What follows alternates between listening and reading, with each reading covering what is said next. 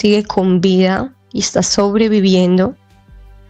Mi símbolo de pregunta siempre fue si mi esposo todavía estaba con vida o había muerto en cautiverio, y la respuesta es no, mi esposo vive. Lamentablemente lo que me cuenta es que las condiciones son pésimas, están en túneles, no les dejan ver la luz, no les dejan salir a tomar aire. Se encuentra mi esposo en situación de que vive diariamente con un pedazo de pan, le dan la mitad de un pan, le dan tamar de comer, algo dulce, muy poca agua, les dejan ir al baño 1 o 2 veces al día, los maltratan físicamente, psicológicamente. Para mí fue muy duro escuchar esto, pero para mí es una esperanza de saber de que mi esposo, aún con las condiciones que está viviendo, está sobreviviendo y está esperando por salir, está esperando por ser rescatado, está esperando por volver a casa. Cada persona que vio las fotos del 8 de febrero, de este sábado que pasó, vio personas de la antes y salieron en huesos. Pues vivir un holocausto lo que están viviendo. No corrieron la misma suerte de las soldadas que fueron liberadas o de los primeros liberados que hace ya casi un mes empezaron a salir, que salieron en mejores condiciones. No puedo decir que salieron en las condiciones mentales porque no sé qué está viviendo cada persona. Por respeto, no queremos molestar a nadie, pero a mí específicamente me llamó este rehén, este liberado, que se llama Ohad, que fue mano y mano con mi esposo, que fue como padre e hijo, que fue como hermano, donde se apoyaron del uno al otro, donde él sabe toda mi vida, sabe de su hijo, le contó todo. Ohad me dice: usted y yo ya somos familia, yo estoy esperando salir al hospital, poder venir a visitarla y abrazarla. Su esposo la ama. Su esposo quiere regresar a casa y quiere estar con usted y su vida les va a cambiar. Él vio en el noticiero, él me contó que él vio el tema político, el tema diplomático de el rompimiento de ¿cómo se dice? De diplomático que hubo entre Colombia e Israel, y decía como que él ya quería irse para Colombia, que está pensando en planes para Colombia, y se los juro que no les estoy mintiendo, hablo de Colombia. Él no sabe que es ciudadano colombiano. Les dan media hora de noticias para ver noticias, unas noticias que se llaman Al Jazeera, que son unas noticias árabes para ver, y habla de Colombia, habla de que quiere volver, habla de planes. Mi esposo está sufriendo, pero tiene esperanza, y la esperanza es lo último que se pierde. Eso es muy importante. Rebeca, ¿cómo es la historia con Ohad? ¿Ustedes lo conocían o se conocen al final allá en el cautiverio? ¿Y cómo se da la reunión? O entiendo que es vía telefónica, que usted habla con él porque él está hospitalizado y le cuenta esta buena noticia. No, bueno, te cuento. Ohad lo sacaron, lo secuestraron de su casa en un kibutz cerca de la Franja de Gaza, cuando secuestraron a toda la cantidad, que fueron 250 personas en total, 245. Según lo que él explica, los dividieron en grupos, al principio de 3, luego de 6, luego de nuevo en grupos de 3, los dividieron completamente en grupos muy pequeños. Desde el principio lo reclutaron con el canal, los encerraron a él y a otro chico, a 3. Ellos se conocieron en cautiverio, pero en cautiverio ¿qué hacen? Hablar, dormir, hablar, levantarse, convivir. Así que tanto mi esposo sabe la vida de él y Ohad sabe la vida de mi esposo el Caná. Ohad trajo un mensaje para mí, para mi familia, para la familia de mi esposo, donde era urgente, antes de que la emoción y ya sabe, la adrenalina de ver a su familia. Él le prometió al Caná que inclusive antes de salir al hospital él se iba a poner en contacto conmigo y me iba a dar el mensaje que quería darme. ¿Lo cumplió? Y lo cumplió inclusive. Desde las 10 de la mañana yo iba a esperar la llamada y me terminó llamando a las 7 de la noche. Fue el día anterior donde yo no comí, donde no me pasó por la garganta nada hasta que no esperar esa llamada, de los nervios, de saber qué tenía que decirme, de emoción, también de emoción, también de preocupación.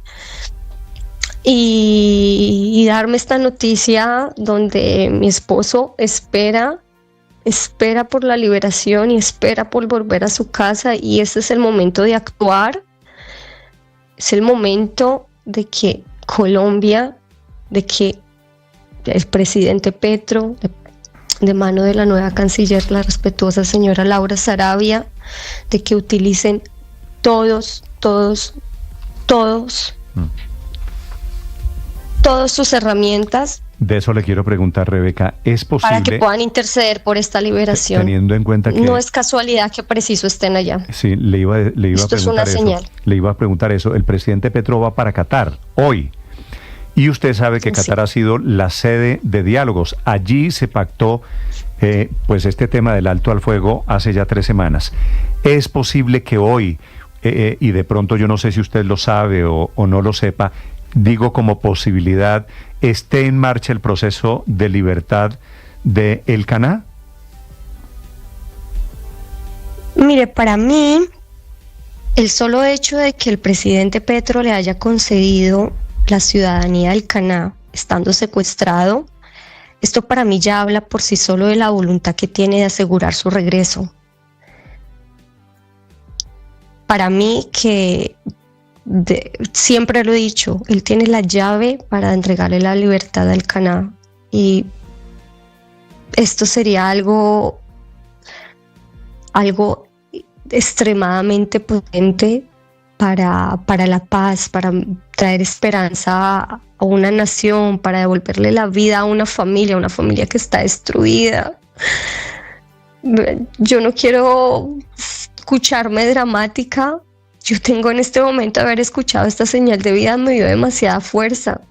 Por hace una semana escuchamos y recibimos la noticia de que la madre de mi esposo tiene cáncer de hígado, de tanta preocupación, de no dormir, de no comer por esperar a su hijo. Yo digo, esta señora tiene que estar con vida antes de que su hijo vuelva. ¿Cuántos años porque tiene Elcaná? Mi esposo tiene 36 años, va a cumplir 36 años en un mes. ¿Y cuántos meses tiene el bebé? No, mi niño tiene 4 años y medio. Tiene 4 años. Es que estoy viendo en este momento la fotografía con el presidente Petro. ¿Eso fue hace cuánto? Sí. ¿La nacionalidad colombiana que les dio el presidente Petro fue hace cuánto? Él entregó la nacionalidad en noviembre del 2023. Justo al mes 2023. Es decir, ha pasado ya año y 4 meses. Pero luego usted tuvo otra reunión con el presidente Petro o con el canciller en ese momento, Luis Gilberto Murillo, en Colombia. Sí, yo tuve 2 reuniones. Yo fui en febrero y fui también a finales de agosto. Y me vi con el canciller y me vi con el presidente. Sí, Rebeca, las gestiones continúan, y siempre me han demostrado que el caso del Elcaná está en prioridad, en máxima prioridad, pero en este momento de que yo pueda llegar y decirles tengo prueba de vida, mi esposo sigue con vida, la situación y la emergencia humanitaria de sacar a mi esposo de allí, no solo porque es asmático, es padre de un niño, y también estamos hablando de los derechos internacionales de los niños y el derecho de que su niño vuelva a ver a su padre. ¿En qué realidad estoy yo en este momento donde yo nunca me imaginé? País donde yo crecí oyendo historias de secuestros, y nunca me imaginé que yo fuese a llegar a ser víctima de un secuestro en Israel. Sí. Rebeca, ¿cómo es la historia de la canción? La canción habla de que tengo la fuerza de un ejército entero, soy una guerrera. El mensaje de la canción habla de que... ¿Es una canción en hebreo o en español? Sí, en hebreo. ¿Y usted la canta? La canto en hebreo, sí. Él le pidió a Oad que cuando cerrara la conversación y le contara toda su prueba de vida y me dijera todo lo que me tenía que decir, que cerrara la llamada y escuchara la canción. ¿Canta la canción? Bueno, mi voz no es que sea muy buena, no, pero no dice יש לך כוח של צבא שלם, אחת נגד כולם, זה עושה אותך במה שאת לוחמת. ¿Y ahora me cuenta qué quiere decir? Tienes la fuerza de un ejército entero. Estás una contra el mundo y eso es lo que te hace una guerrera. El mensaje de él es que tengo que ser fuerte para él, porque cuando él está siendo fuerte ahora, pero cuando él regrese, él me va a necesitar. Sí, pues está siendo una guerrera. La saludo, Rebeca, gracias por estos minutos. Pero antes déjeme hacerle una pregunta a Rebeca González. Rebeca. Paola, sí señora, adelante. Sí, es que me quedé pensando en una frase que dijo usted, Rebeca, dice, el presidente Petro tiene la llave para la liberación. ¿Usted me podría explicar, Rebeca, cómo así que tiene la llave? Digamos, que tiene el presidente Gustavo Petro que no tenga el propio gobierno de Israel, y qué puertas es la que el propio presidente de la República de Colombia puede abrir allá con Hamás. ¿A qué se refiere usted cuando dice que tiene la llave? El presidente Petro tiene muy buenas relaciones con Qatar, con el pueblo palestino. Ha hecho público el apoyo que tiene con el pueblo palestino y ha mostrado una afinidad profunda. Él tiene una posición única en este momento, con lazos de amistad en donde él puede interceder para una liberación inmediata del Caná. Es el único colombiano que se encuentra y él mismo le entregó la nacionalidad, como él ayer lo posteó en su tweet.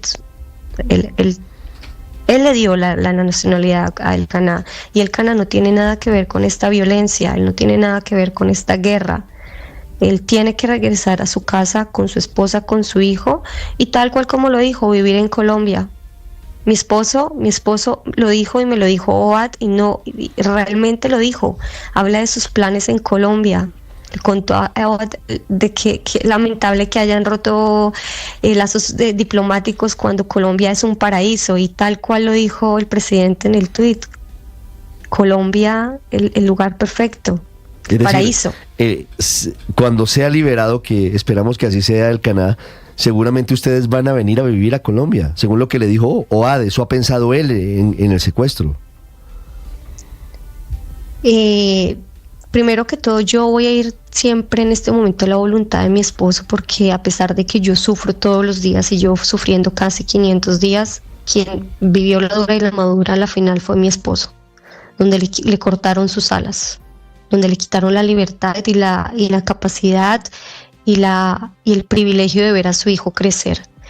Estoy casi segura que mi esposo no va a querer estar acá, y de que él quiera ir a Colombia, y que Dios mediante sea por medio del presidente, del gobierno de Colombia, que mi esposo tenga la liberación. Esto es, para él sería algo como de película, algo que inclusive el gobierno de Israel no ha logrado hacer no lo ha logrado hasta este momento.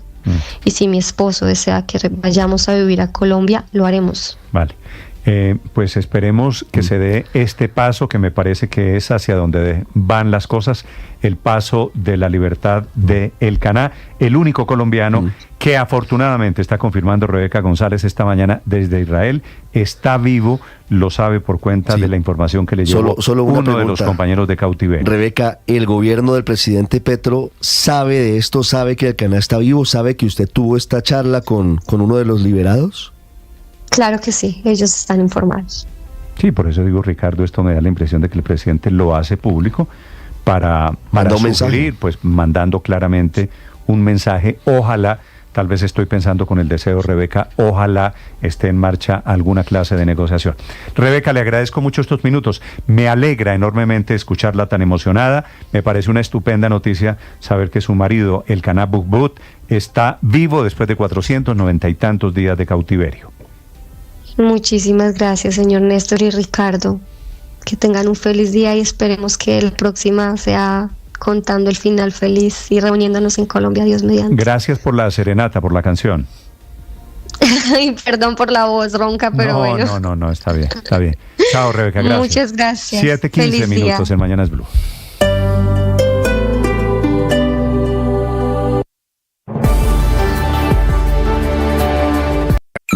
Escanea este código y suscríbete a nuestro canal de YouTube, @Blue Radio Co. Y disfruta y participa de la programación de Blue Radio. Blue Radio, le ponemos cara a la radio. Blue Radio, la alternativa. Papá Pitufo está convertido en la nueva cara de la denuncia de corrupción contra el gobierno Petro. Tan turbio es todo alrededor de este hombre que tiene vínculos con el narcotráfico, que anoche Augusto Rodríguez, el director de la UNP, reveló en una carta más detalles de la denuncia que hizo originalmente hace 8 días en el famoso Consejo de Ministros, en donde comenzó la batalla de funcionarios del gobierno Petro, que sigue todavía. Han pasado 8 días y se están dando entre funcionarios del gobierno con todo. Acepta el presidente Petro que por primera vez efectivamente se reunió con Papá Pitufo en Bogotá durante la campaña. Quien organizó esa reunión fue Daniel García, que era funcionario suyo en la alcaldía, militante del Partido Verde, que se lo presentaron como un empresario de San Andresito, y que en esa reunión, dice Petro, ni la campaña pidió plata, ni Papá Pitufo la ofreció.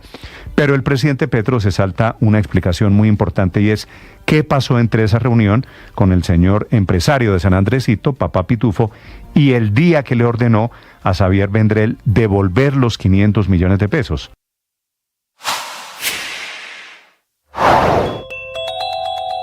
Cero y van 2 regaños a la juez Sandra Heredia. Es la juez del caso contra el expresidente Álvaro Uribe, a la que el Tribunal Superior de Bogotá le llamó la atención por negar de plano y acusar de maniobra de dilación la recusación con la que buscan sacarla del caso. Ahora, con una tutela, el tribunal ordenó una medida cautelar que de entrada suspende el juicio por 10 días mientras se resuelve de fondo la petición de Uribe, que está peleándose por tener un juez justo e imparcial. El tribunal, que por segunda vez protege los derechos de Uribe, dejó claro 2 cosas. En primera medida, que esta decisión de ninguna manera anticipa o condiciona el sentido del fallo, pues sirve como una herramienta excepcional dada al juez constitucional cuando éste advierta una amenaza cierta, inminente y grave sobre un derecho fundamental o el interés público que requiera su intervención inmediata. Y en segunda medida, que si la tutela se declara improcedente, el término que duró su trámite no será contabilizado para la prescripción de los delitos por los cuales es acusado Uribe. Es decir, los términos se suspenden y no cuentan para la prescripción de los delitos de fraude procesal, soborno a testigo en actuación penal, que están previstos para el 8 de octubre de este año.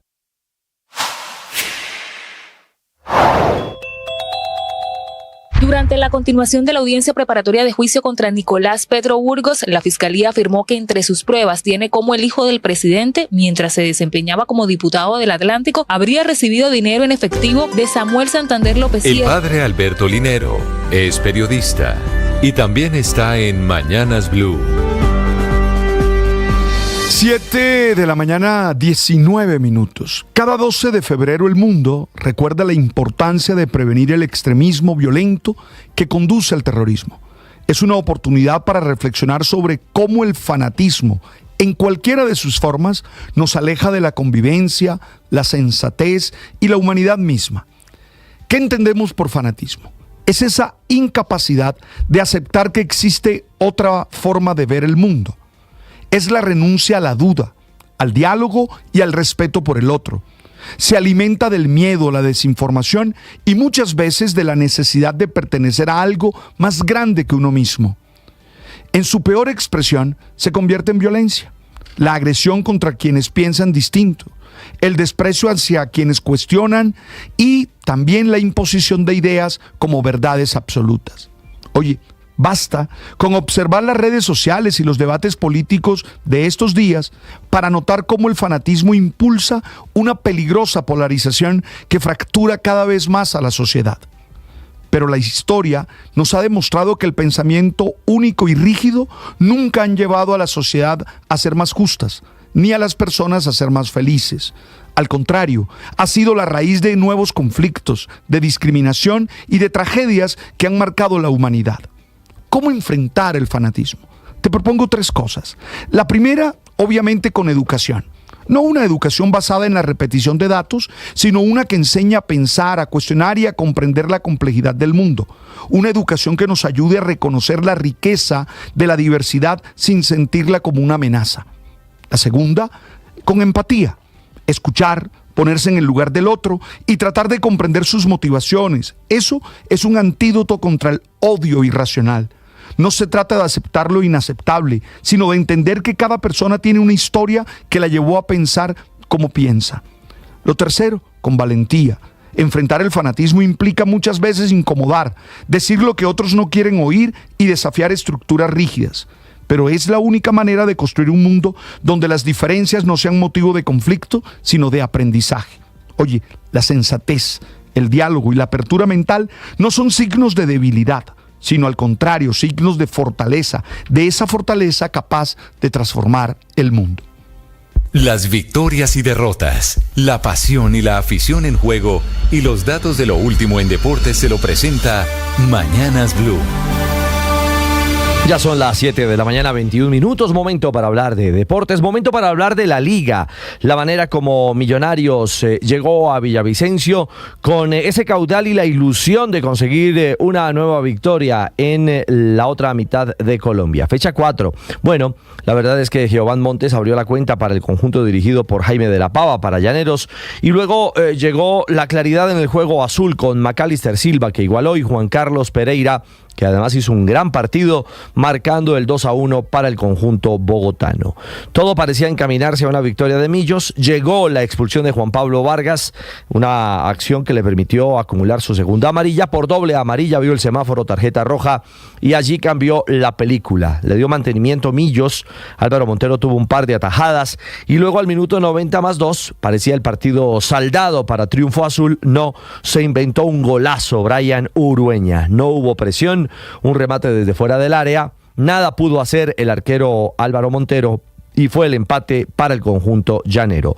2-2 final, sin minutos para Falcao García, que no salió del banco de suplentes en esta nueva presentación del conjunto embajador. Con el empate, Millonarios ahora es quinto con 7 unidades, mientras que Llaneros, el recién ascendido a la primera A, es séptimo con 5 puntos. Hoy continuará la fecha 4 en el sur del país. El Deportivo Pasto recibirá a Boyacá Chicó.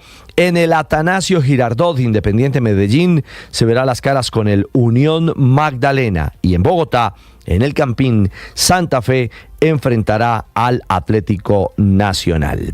Hablamos de la Champions, de los playoffs y primero de la gesta que le está dando la vuelta al mundo. Ecos de la remontada en Inglaterra, en Manchester, de parte del Real Madrid. Enrique Rodríguez. ¿Qué tal, Ricardo Rego? Buenos días. Un dato que publica esta mañana la sección de deportes del diario El País.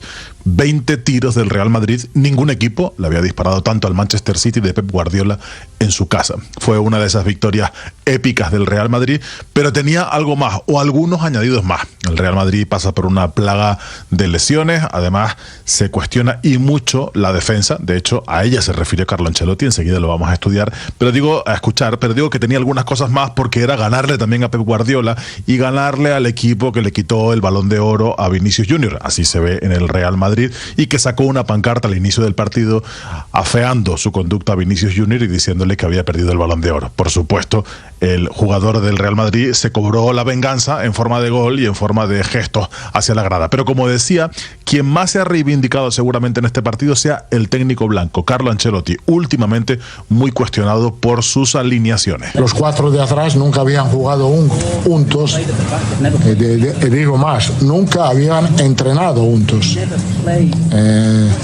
Han jugado un partido espectacular. Los 2 centrales, el muy criticado Tchouaméni ha jugado un partido espectacular, Valverde muy bien, Mendy también, Raúl sigue sorprendiendo.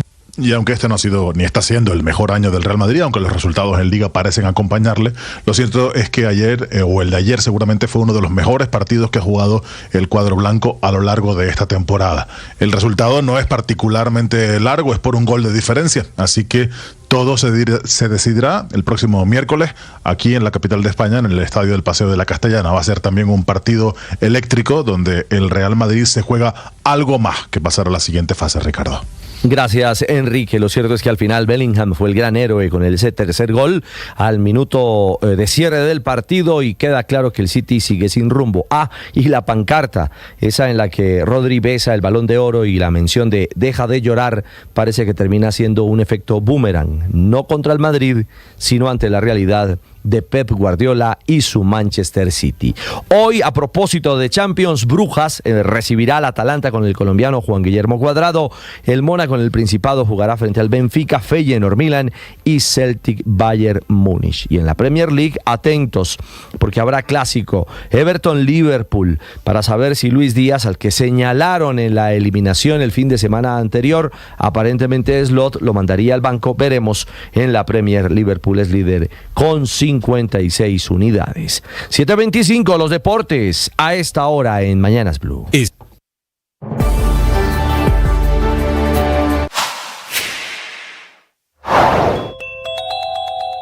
Portugal anuncia la extradición rumbo a Colombia de Papá Pitufo. Fue aprobada anoche tarde, la celebra esta madrugada. El presidente Gustavo Petro, como una buena noticia, dice que él tuvo que ver con la captura, que en realidad fue obra de España. Este Papá Pitufo, que por otro lado también tiene la nacionalidad española. Es el hombre que sabe la verdad de lo que pasó en la campaña Petro Presidente 2022 y lo que ha pasado alrededor de la corrupción histórica de funcionarios de la DIAN, de la Policía Fiscal y Aduanera y de los puertos en Colombia. A través de Petro, de la financiación de Papá Pitufo en la campaña de hace 3 años, estamos descubriendo la inmensa mano oscura de este contrabandista, lavador de activos y hombre vinculado con todas las mafias en Colombia. El Tribunal Superior de Justicia en Lisboa aceptó la extradición de este señor, se llama Diego Marín, que vendrá directamente a Colombia en las próximas horas. También pedía él que lo extraditaran a España por tener pasaporte español. El miedo es una de las emociones positivas que tenemos los seres humanos. Claro, es que todas esas reacciones son maneras de adaptarnos a la realidad. Gracias al miedo, sabemos que hay una amenaza, sabemos que corremos peligro y de alguna manera nuestro ser se prepara para responder a ella. Aquí lo importante es saberlo gestionar, saberlo expresar, no dejarse paralizar por él, no dejarse que él se apodere de nosotros y nos lleve a las acciones más irracionales posibles. Cuidado con dejarse manejar por el miedo, porque terminan violentos, terminan evasivos y terminan lejos del propósito de vida que tienen. Para gestionar bien el miedo, yo les recomiendo 3 cosas que a mí particularmente me funcionan. Una, es necesario cuestionar si eso que me está ocasionando el miedo es real o no. Hay que analizarlo, hay que entenderlo. 2, hay que buscar la manera de expresarlo de forma adecuada, de forma inteligente. Y 3, hay que actuar. Informando esta mañana el alcalde Galán en Bogotá la captura de 35 asesinos que han venido cayendo en las últimas horas, responsables de muchos delitos cometidos en Bogotá, algunos de ellos integrantes de Satanás, que es esta terrible organización criminal. En la policía en Bogotá, Felipe García. Hola Néstor, buenos días. Sí señor, 35 peligrosos asesinos en Bogotá responsables del homicidio de al menos 30 personas en la ciudad en las últimas semanas, varios de ellos feminicidas. Entre los capturados, Néstor, están 2 asesinos, como usted mencionaba, de la peligrosa banda transnacional Los Satanás, conocidos como Yunta y Mauricio, que mataron a un conductor porque no les quiso pagar una extorsión. Al cuerpo de la víctima, Néstor, le dejaron colgando un letrero que decía que eso le había pasado por no pagar y que iban detrás de otros otros conductores, esto en la localidad de Bosa, en el sur de Bogotá. También en el listado de 35 asesinos hay otro homicida, un feminicida que mató a su pareja sentimental con un cuchillo en el barrio Caracolí de la localidad de Ciudad Bolívar, y otro feminicida que mató a su pareja sentimental en el barrio San Blas de la localidad de San Cristóbal. Todo esto en medio de un hecho de violencia intrafamiliar. La mayoría de estos asesinos, Néstor, según el general Daniel Gualdrón, comandante de la Policía Metropolitana de Bogotá, son sicarios, ladrones, hombres y mujeres que han matado a otros en medio incluso de riñas en las calles de la capital del país. Escuchemos al general. El hecho de los homicidios que se le atribuyen a estructuras criminales como la de Satanás, que fue el homicidio del transporte informal en Bosa, está aquí. También el actor criminal que estamos trabajando para estos homicidios contra algunos habitantes de calle, también están aquí los dos delincuentes que estamos estableciendo a qué estructura pertenecen como tal. Aquí hay por intolerancias y también por delincuencia común organizada. Lesionados que posteriormente han muerto por temas de hurto, solo van 6 casos. Del resto han sido por riñas y sicariato. Estamos hablando del 60-65% temas de homicidios tipo sicariato. La mayoría entonces de estos capturados, a Néstor, son sicarios. Incluso hay un cartel con los asesinos más buscados por ser los homicidas más buscados de la ciudad. 14 personas en total, de las cuales según las autoridades ya fueron capturadas 5. Por los otros 9 ofrecen una recompensa, Néstor, de hasta 30 millones de pesos por información que llega a su captura. Felipe, gracias. Son las 7 de la mañana, 30 minutos, y acaba de ser levantada una protesta, un paro de campesinos que había en La Guajira. Estaban exigiendo allí el cumplimiento de acuerdos con el gobierno. Joner Alvarado. Néstor, buenos días. Después de 3 días consecutivos de estar paralizado la movilidad en el departamento de La Guajira, esto debido a 9 puntos de bloqueos por parte de una protesta social que adelantaban campesinos, también grupos étnicos, afros y populares del departamento de La Guajira, y que mantenían cerradas vías como Riohacha, Dibuya, Barrancas, también estaba cerrado Urumita, Villanueva, San Juan del Cesar. Se habilita, según lo que ha manifestado después de una reunión desde las 2 de la mañana hasta pasadas las 6 de la mañana, Felipe Armán, director de la Agencia Nacional de Tierras, quien estuvo en diálogo con cada uno de los representantes y voceros de estas mesas de diálogo, manifiestan entonces que se levantan todos los bloqueos en el departamento de La Guajira. Un acuerdo muy importante que levanta el proceso de movilización en La Guajira, crea una mesa de seguimiento, nos van a acompañar también en el proceso de Chicoral. Así las cosas, entonces se restablece toda la movilidad en los diferentes ejes viales del departamento de La Guajira. A esta hora la policía de tránsito ayuda a evitar trancones en algunas zonas, y por supuesto lo que nos dicen las autoridades es que van a continuar con la vigilancia, y por parte de la Agencia Nacional de Tierra van a continuar con los diálogos con cada uno de los voceros de la protesta campesina.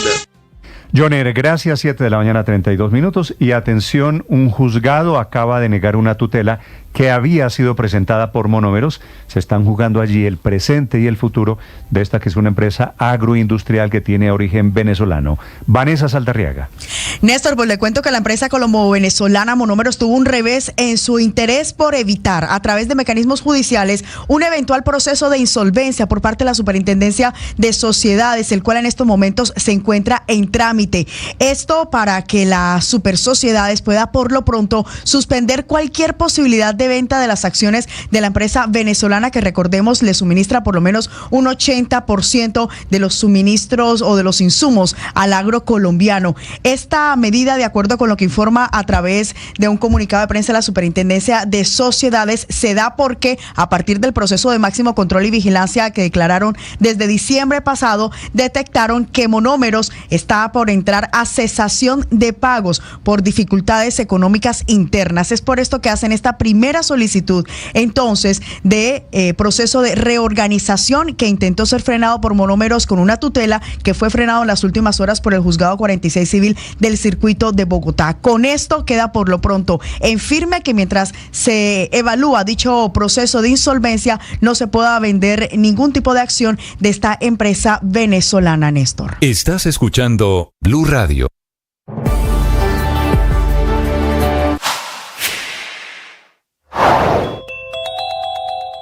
Papá Pitufo está convertido en la nueva cara de la denuncia de corrupción contra el gobierno Petro. Tan turbio es todo alrededor de este hombre que tiene vínculos con el narcotráfico, que anoche Augusto Rodríguez, el director de la UNP, reveló en una carta más detalles de la denuncia que hizo originalmente hace 8 días en el famoso Consejo de Ministros, en donde comenzó la batalla de funcionarios del gobierno Petro, que sigue todavía. Han pasado 8 días y se están dando entre funcionarios del gobierno con todo.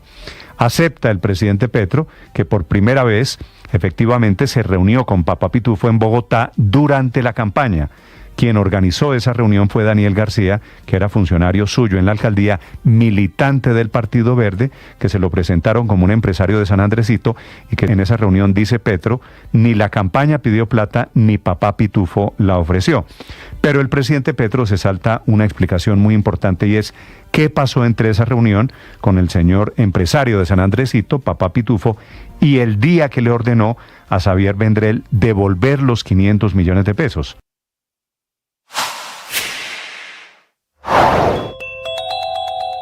Han pasado 11 días desde que el ministro de Salud, Guillermo Alfonso Jaramillo, decidió, parece que definitivamente, desafiar a la Corte Constitucional y sanción a empresas productoras de leche. Esta mañana que toma la decisión la Superintendencia de Industria y Comercio. Víctor. Sí, Néstor, mucha atención. Si usted consume alguna de estas marcas, ya se las voy a contar porque fueron sancionadas las empresas productoras que están detrás de estas marcas. Fueron sancionadas por más de 21 mil millones de pesos contra 4 compañías productoras de leche por adicionar lactosueros a la leche entera que compran los colombianos o de estas marcas. Las sanciones se impusieron contra las empresas Gloria, Lactalis, Hacienda San Mateo y Sabanalac, Néstor, por actos de engaño, ya que presentaron como leche entera higienizada un producto adicionado con lactosuero. De esa manera indujeron al error a los consumidores. También impuso sanciones a 3 de ellas por haber obtenido una ventaja competitiva significativa como resultado de la violación de las normas que prohíben la adición de lactosuero a la leche en cualquier etapa de la cadena de producción. Con la adición de lactosueros, esto es para rendir la leche, estas sociedades tuvieron la posibilidad de vender al mismo precio que sus competidores, ampliando con ello su margen de utilidad o vendiendo el producto a un precio menor, aprovechándose de la venta en volumen y afectando a los competidores, dice la SIC, que respetaron las normas. La superintendencia soporta esta decisión, Néstor, en pruebas técnicas realizadas por el INVIMA, que obtuvo muestras de productos identificados con las siguientes marcas. A ver si usted ha comprado alguna de ellas. Medalla de Oro, Leche Máxima, Algarra, De la Cuesta, Al Costo Hiperahorro. Algarra sí, Al Costo sí. Al Costo Hiperahorro, Parmalat, también sí. Lati y Pomar, comercializadas estas marcas por las sociedades sancionadas. La decisión, Néstor, se encuentra en proceso de notificación y contra esta procede recurso de reposición ante la Superintendencia de Industria y de Comercio. Le vuelvo a repetir las marcas, pero Medalla de Oro, una aclaración. Máxima. ¿Son las productoras de la leche o las distribuidoras de la leche las que les están echando el lactosuero? Las productoras de la leche, leche que al final se vende bajo estas marcas. Sí. ¿Y la sanción la pagan productores o distribuidores? La sanción va contra las productoras, que son Gloria, Lactalis, Hacienda San Mateo y Sabanalac. Más de 21 mil millones de pesos en sanciones, aunque pues queda un recurso de reposición ante la misma Superintendencia de Industria y de Comercio. Una multa grande, gorda, la que toma la decisión esta mañana la Superintendencia de Industria y Comercio.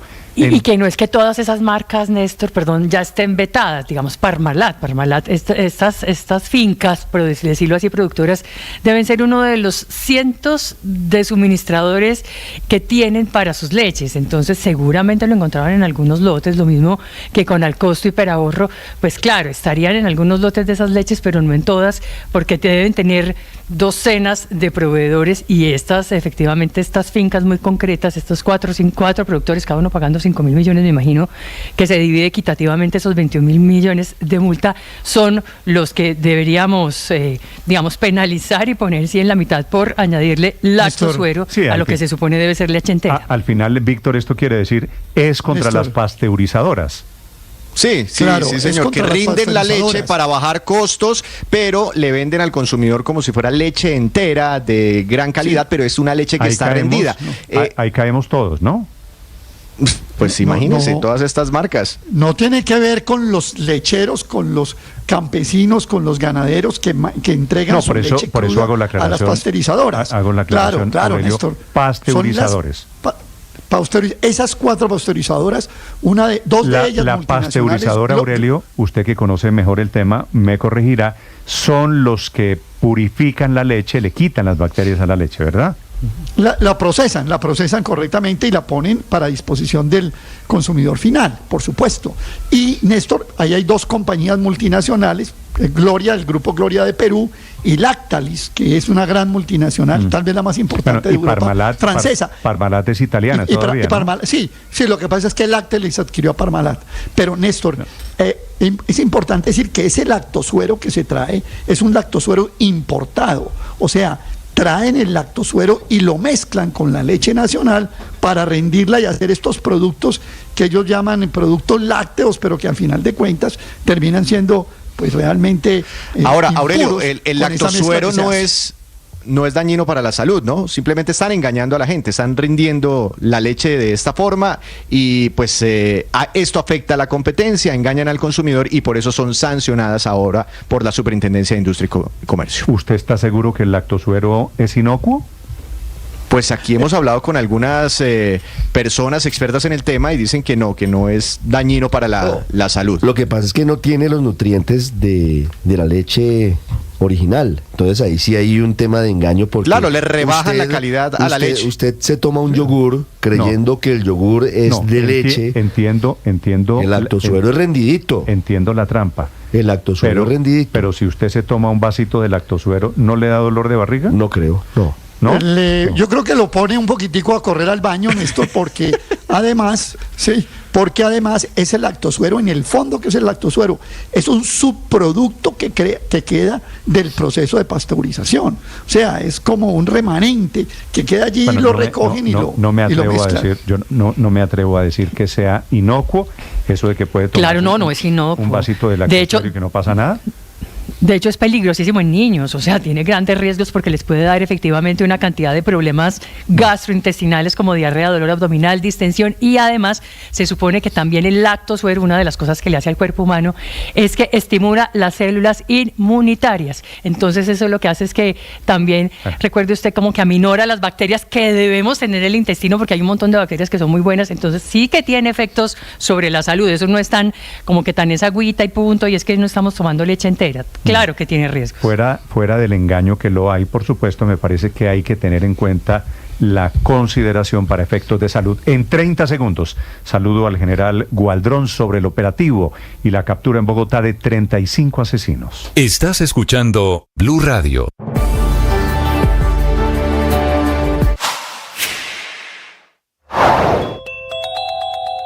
Portugal anuncia la extradición rumbo a Colombia de Papá Pitufo.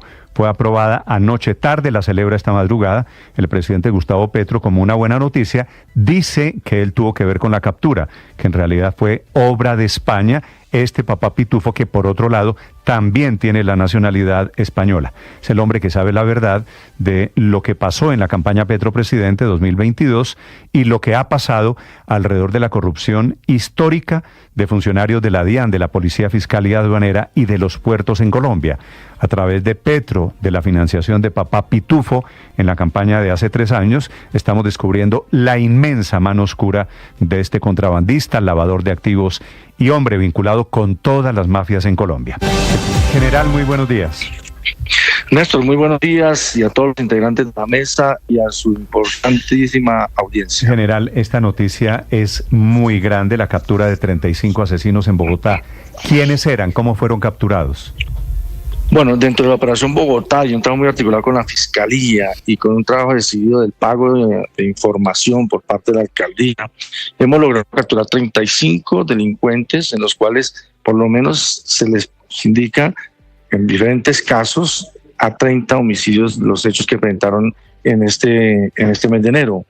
Allí podemos establecer, Néstor, que 20 fueron por procesos de investigación en tiempo récord con Fiscalía de recolección de evidencias para poderles generar esas pruebas y poder llevar a juicio y que respondan por estos homicidios. 20 y 15 en flagrancia.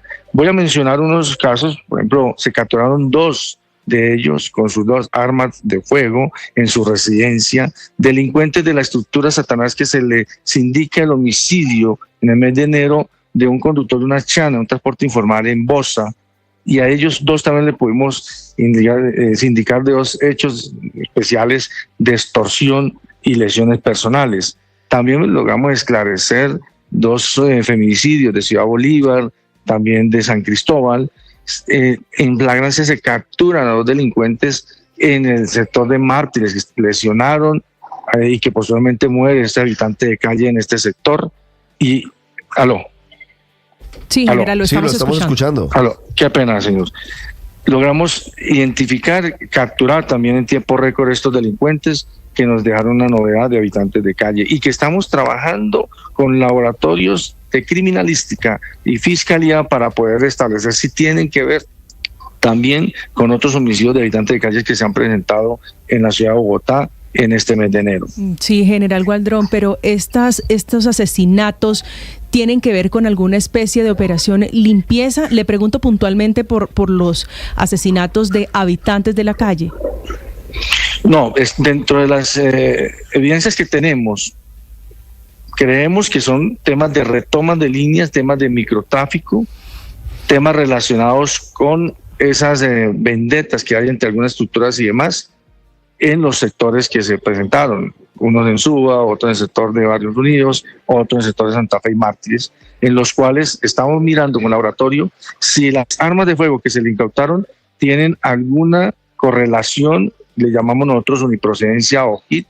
Cuando decimos HIT es que ya laboratorios pueda determinar que esas armas participaron en los homicidios. En ese trabajo estamos si estos 2 delincuentes participaron también en los otros hechos. Y allí tenemos una línea investigativa. Priorizamos todos estos casos para esclarecer realmente qué es lo que está sucediendo con estos homicidios que se han presentado en la ciudad y poderlos capturar. Sí, son 35 las capturas de esta mañana, general Waldron. ¿A qué bandas criminales están asociadas estas personas? ¿A qué organización ilegal pertenecían?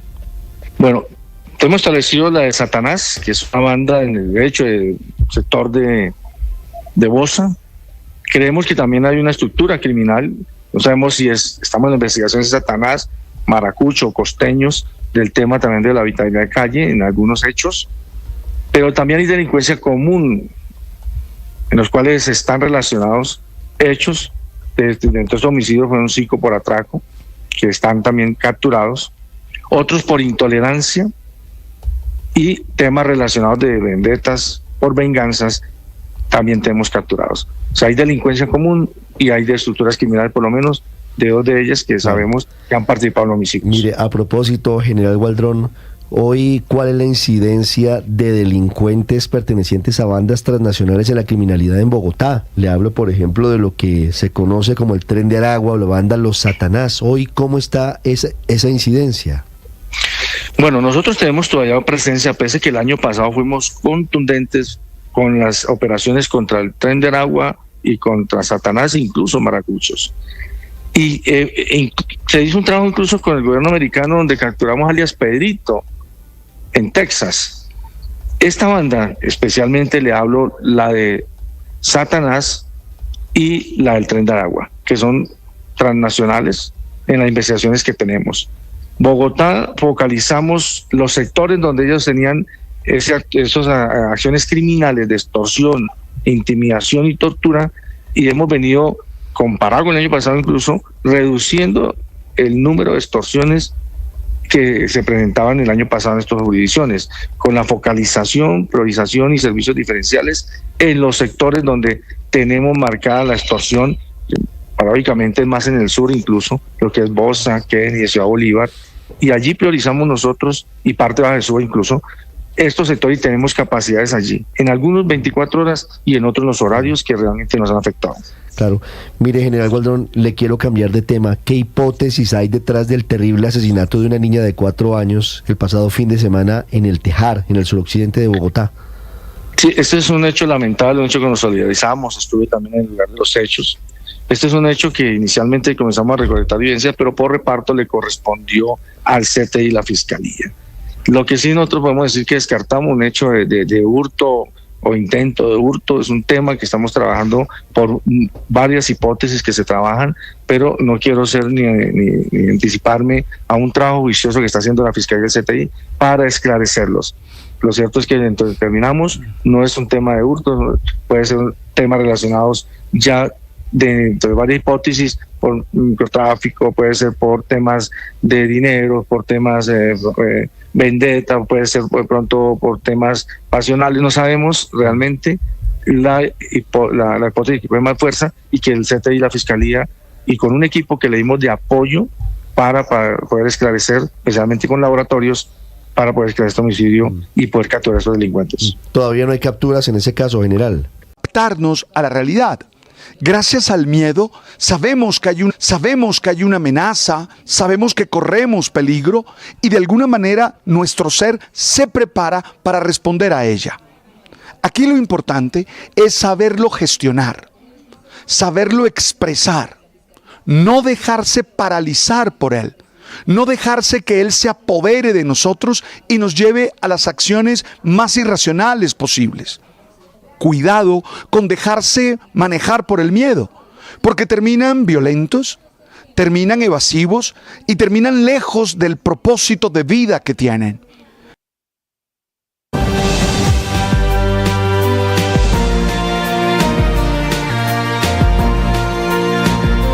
Y atención, la amenaza de que se reinicie la guerra en Gaza si no se cumplen los plazos. El último es el sábado a mediodía.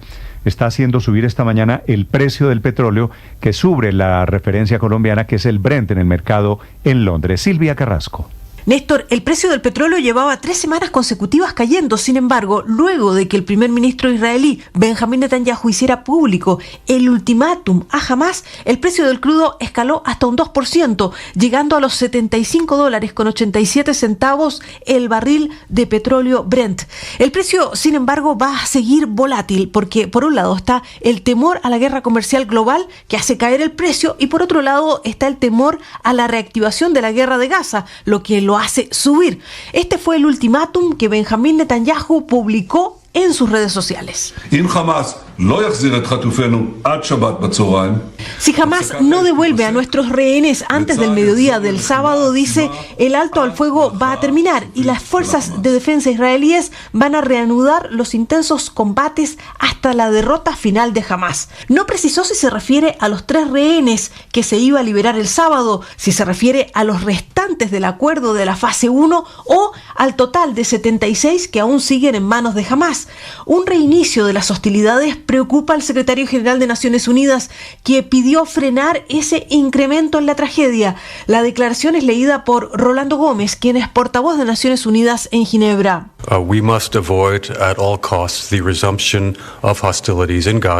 Debemos evitar a toda costa la reanudación de las hostilidades en Gaza, dice, que conduciría a una inmensa tragedia. Hago un llamamiento a Hamás para que proceda a la liberación de los rehenes prevista para el próximo sábado. Ambas partes deben cumplir plenamente los compromisos en el acuerdo de alto al fuego. Termina esa declaración. Un alto funcionario de Hamás ha dicho en los últimos minutos desde Egipto que la puerta estaba abierta para que mediadores estadounidenses, cataríes y egipcios intervinieran y volvieran a encaminar el acuerdo de alto al fuego. Es Bassem Naim quien dice que Hamás no quiere que el acuerdo de alto al fuego se desmorone, sino que quieren que Israel rectifique, Néstor. Estás escuchando Blue Radio. Cumpleaños Carulla, 120 años acompañando tu historia.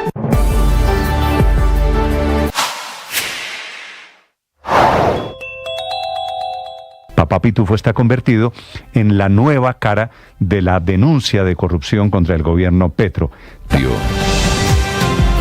El Tribunal de Cundinamarca tumbó la elección de Juan Daniel Oviedo como concejal de Bogotá, que es producto del resultado electoral en las elecciones regionales, octubre del año 2023, cuando fue elegido el alcalde Galán Felipe, usted se acuerda. El segundo fue Juan Daniel Oviedo. Y por haber sido el segundo, se volvió concejal de Bogotá. Esa es la curul que acaba de tumbar el Tribunal de Cundinamarca. Doctor Oviedo, concejal Oviedo, buenos días. Muy buenos días, Néstor. Un saludo muy especial para ti, toda la mesa de Blue Radio y las personas que nos acompañan en la mañana de hoy. ¿Concejal o exconcejal? Concejal, porque todavía la curul no está tumbada. Este es un fallo de primera instancia y sobre todo con la buena noticia que le podemos dar a todas las personas que nos escuchan es que desde mayo 24 del año pasado el Pleno del Tribunal Administrativo de Cundinamarca estableció que aquí no había pérdida de investidura porque no había tal inhabilidad, la cual se mitiga en los procesos también de nulidad electoral. Entonces lo que estamos, Néstor, es esperando que el Consejo de Estado falle en segunda instancia frente a los argumentos que tuvo el Pleno del Tribunal de Cundinamarca desde hace más de 8 meses, para que con esto el principio de non bis in idem haga que el proceso de nulidad electoral no surta efecto y por consiguiente se preserve nuestra curul en el Consejo de Bogotá y que nos permita, como lo hemos anunciado desde septiembre del año pasado, participar efectivamente en las elecciones presidenciales de 2026. Pero no entendí, doctor Oviedo. Usted me dice que desde el año pasado el Tribunal de Cundinamarca había tomado una decisión en pleno en contra de la decisión que tomó ayer el Tribunal de Cundinamarca.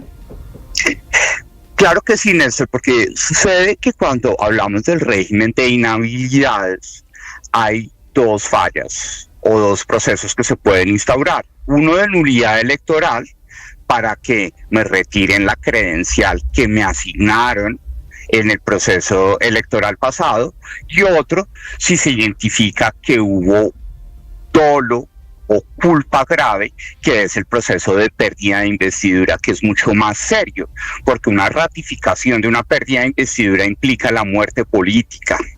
Pero desde mayo 24 del año pasado, el Pleno, ni siquiera la sección primera como en este caso, sino el Pleno del Tribunal Administrativo de Cundinamarca dijo, aquí no hay causal de pérdida de investidura, porque primero, Oviedo, con ese contrato de arrendamiento simple con el Fondo Nacional de Garantías, no desniveló la cancha como candidato a la alcaldía y eso ya lo definió el Consejo Nacional Electoral, que recuerdo mucho estar en los micrófonos contigo explicando qué era lo que había pasado cuando era candidato. Me acuerdo, esto no es una novedad, claro. Y segundo, dijo el Pleno del Tribunal de Cundinamarca, este contrato es un contrato simple que se utilizó simplemente para pagar la cuota del crédito que debía Oviedo por esa oficina, una oficina de 70 metros en el mismo edificio donde yo vivo, ¿sí? Y finalmente quedó claro que aquí lo que hay alrededor de Oviedo como concejal es una designación y no necesariamente una elección, en la medida en que yo, como ustedes lo mencionaban al inicio de la emisión, fui candidato a la alcaldía de Bogotá, pero el estatuto de oposición me dio un derecho personal de ejercer la oposición constructiva al alcalde Carlos Fernando Galán desde esta curul que tenemos y que vamos a luchar hasta el final. ¿Por qué me cita usted el viejo, el clásico concepto de derecho alrededor del non bis in idem, que es el concepto de no juzgar a una persona 2 veces por el mismo delito? Claro que sí, Néstor, porque imagínate que por un mismo proceso, por un mismo contrato, porque es importante aclararle a la audiencia de que aquí no ha habido ninguna falla sobreviniente como concejal. Aquí me están juzgando nuevamente por ese famoso contrato que nos hizo sufrir tanto en la candidatura a la alcaldía de Bogotá.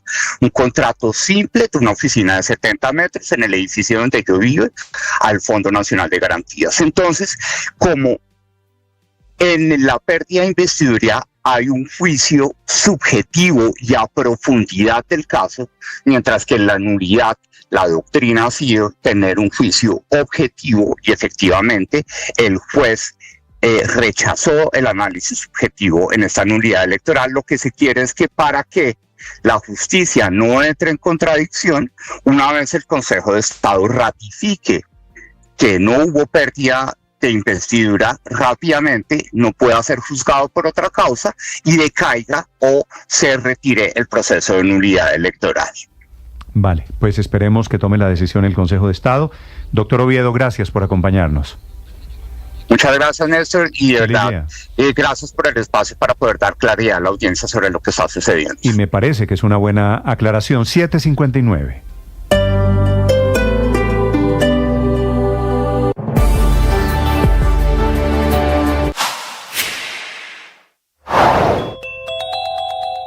IVA del 19% a las 16 plataformas de juegos de suerte y azar en línea, impuesto del 1% a los trámites en 920 notarías y un gravamen del 1% sobre las exportaciones de petróleo y de carbón. Los 3 nuevos impuestos dentro de la conmoción interior, cuyo decreto saldría finalmente y al parecer a finales de esta semana a fin de recoger $1 billón que se necesitan para atender la crisis social, humanitaria y de seguridad en el Catatumbo, pero impuestos que en principio iban a ser extraordinarios y temporales, inicialmente por un lapso de 90 días y hasta por 180 días más, según las 2 prórrogas que permite la Constitución Nacional para estos estados de excepción, pero impuestos que ya no serían tan pasajeros, sino que también podrían volverse permanentes a través de la nueva reforma tributaria que piensa presentar el gobierno y según lo dicho en las últimas horas por el nuevo ministro de Hacienda, Diego Guevara.